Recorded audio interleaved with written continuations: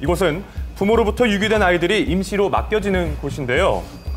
올해 들어 눈에 띄게 늘어난 아이들 탓에 담당자들이 제대로 업무를 볼 수 없을 정도로 큰 어려움을 겪고 있었습니다. 아이들 때문에 저희 센터에서는 그 아이들을 돌보는 인력들이 계속 보강되고 있다는 게 큰 어려움인데요.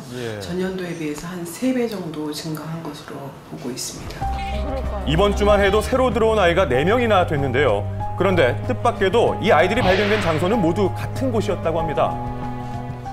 다사람 공동체라고요. 그 베이비박스. 아이들 대부분이 이 베이비박스를 통해 들어오고 있다고 하는데요. 자, 바로 이것이 베이비박스인데요.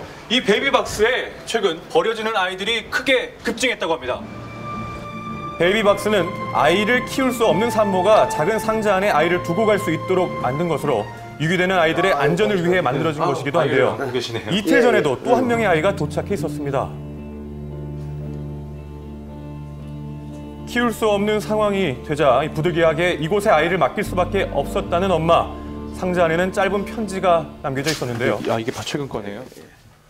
지금 여기 보면은 베이비박스 엄마 편지라고 해서 함께 버려진 아이와 있던 편지들을 모아두셨네요. 자, 그 안에는 사연이 있었습니다. 아이를 몰래 두고 갈 수밖에 없었던 건 바로 입양 특례법 때문이라는 건데요. 무슨 말이죠?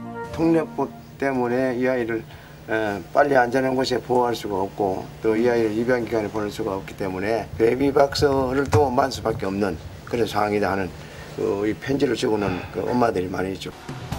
입양되는 아이들이 나중에 부모를 찾을 수 있도록 친모가 출생신고를 하게 하는 법안이 바로 개정된 입양특례법인데요. 자, 문제는 신상 노출을 원치 않는 친모들이 이를 꺼리고 있다는 겁니다. 그래서 절차 없이 몰래 아이를 맡기고 가는 것인데요. 실제로 법 시행 이후 베이비박스에 맡겨진 아이는 크게 급증한 상태. 특단의 조치가 필요하다는 목소리가 높아지고 있습니다. 출생신고를 반드시 해야 하도록 하는 것과 그런 것들이 이제 나이 어린 그 미혼모들에게는 상당한 심리적인 부담으로 작용을 하고 있는 것 같습니다. 아동의 권리를 최대한 보장하기 위해서 개정되었던 입양특례법이 오히려 아동의 권리를 아주 극심하게 극단적으로 악영향을 주는 아이러니하네요. 현실을 외면한 입양특례법. 더 이상의 안타까운 일을 막기 위해서라도 하루빨리 보완책이 마련돼야 할 것입니다.